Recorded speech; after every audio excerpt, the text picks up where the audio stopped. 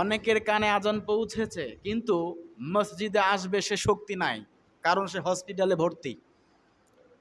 ইচ্ছে থাকলেও আসার কোনো উপায় নাই, অসুস্থ। তাদের থেকে আল্লাহ পাক আপনাকে আমাকে ভালো রেখেছেন কি রাখেন নাই? এজন্য শুকরিয়া আদায় করা দরকার আছে না নাই? আল্লাহ পাক বলছেন, লাইন শাকারতুম লা আজিদান্নাকুম ওয়ালাইন কাফারতুম ইন্না আযাবিলা শাদীদ। হে বান্দারা, তোমাদেরকে যে নেয়ামত দান করেছি এর বিনিময়ে তোমরা শুকরিয়া আদায় করো। যদি শুকরিয়া আদায় করো, আমি রব তোমাদের নেয়ামতগুলোকে আরো ডাবল করে বৃদ্ধি করে দেব। আর যদি কুফরি করো, ওয়ালাইন কাফারতুম, যদি কুফরি করো, শুকরিয়া আদায় না করো, ইন্না আযাবিলা শাদীদ, আমি তোমাদের নেয়ামতগুলোকে আবার ছিনিয়ে নেব আর ভীষণ আযাবের মধ্যে তোমাদেরকে গ্রেফতার করে নেব। বলি নাউজুবিল্লাহ। এজন্য সর্ব অবস্থায় শুকরিয়া আদায় করব কার? আল্লাহ। সুখে দুঃখে শুকরিয়া আদায় করতে হবে একমাত্র রবের। আল্লাহ পাক বলেন, ফাযাক্কির বিল কুরআনি মাইয়া খাফু ঈদ।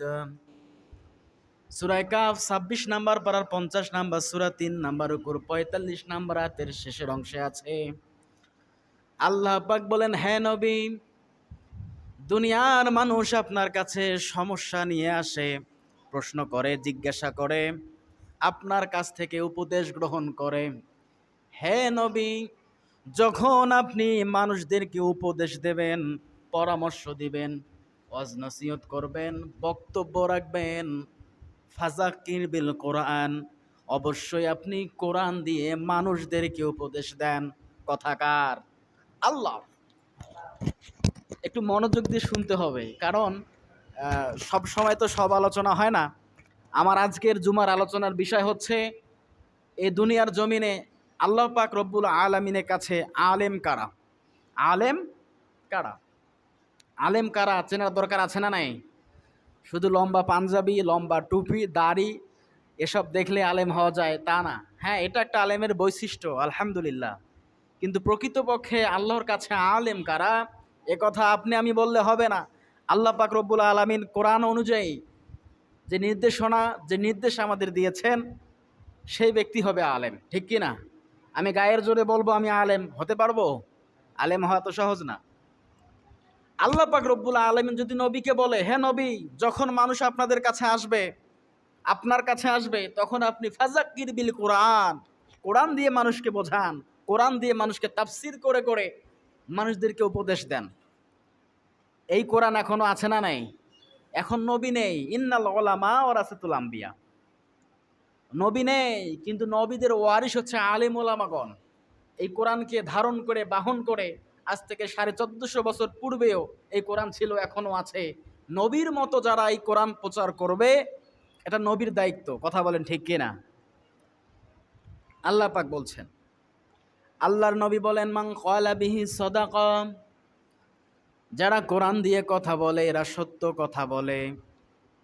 ওমান হাকামা বিহি আদিলা, আর যারা কোরআন দিয়ে বিচার করে এরাই ন্যায় বিচার করতে পারে।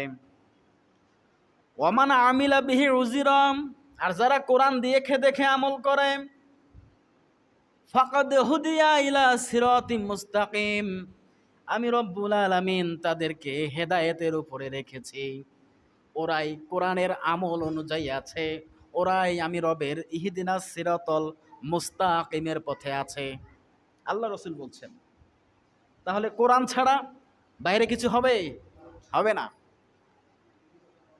সম্মানিত হাজিরিন, আল্লাহর নবী মুহাম্মদুর রাসূলুল্লাহ, যেদিন কিয়ামতের ময়দান শুরু হয়ে যাবে, ওই দিন সমস্ত উম্মত, সমস্ত মানুষরা কাঁদবে। কি বলে কাঁদবে? ইয়া নফসি আর ইয়া নফসি বলে কাঁদবে। জানা আছে না নাই? আমাদের আছে না? আমার কি হবে আল্লাহ, আমাকে বাঁচাও, আমার কি হবে? সূর্যটা একদম মাথার নিচে নেমে আসবে, ১ হাত উপরে, ১ বিঘত উপরে, মাথা থেকে ১ বিঘত উপরে চলে আসবে।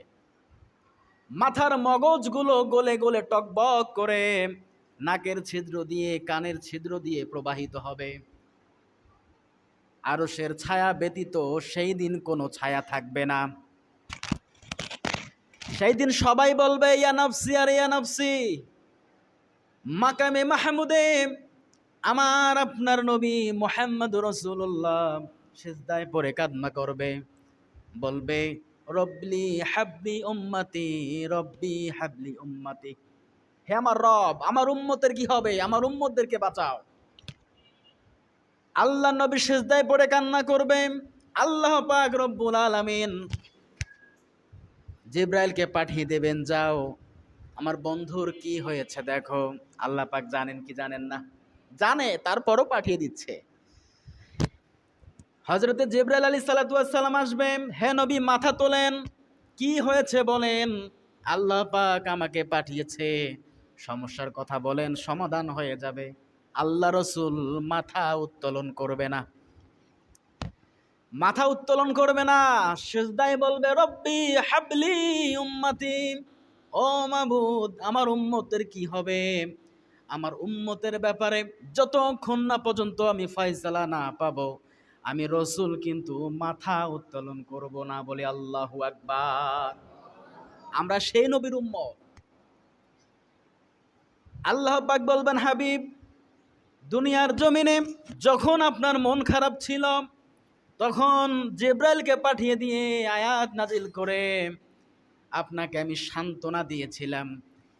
ইন্না আতইনা কাল কাউসার। আল্লাহ পাক নবীকে কাউসার দান করেছেন কি করেন নাই? নবীজি কাবার হাতিমে হালান দিয়ে আছেন, মন খারাপ, তার স্ত্রী মরে গেছে, সন্তান মরে গেছে, এই দিক থেকে কাফিরদের অত্যাচার। আল্লাহ নবী মন খারাপ করে কাবার হাতিমে হালান দিয়ে আছেন।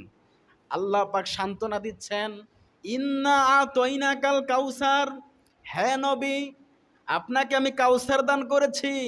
কাউসার মানে অজস্র নেয়ামত। এই কাউসারের নেয়ামত তামাম রাত তামাম দিন কিয়ামত পর্যন্ত বিশ্লেষণ বর্ণনা করলে শেষ হওয়ার মতো নয়। আল্লাহর নবী ঝিমিয়ে ঝিমিয়ে ঘুমাচ্ছেন, যখন আয়াত নাজিল হলো আল্লাহর নবী উঠে মুস্কি হাসি দিলেন। সাহাবীরা প্রশ্ন করলেন, ইয়া রাসূলুল্লাহ একটু আগেই তো আপনি ঝিমঝিম ঘুমাচ্ছিলেন, কি এমন শুনলেন, কি এমন হলো আবার মুস্কি হাসি দিলেন?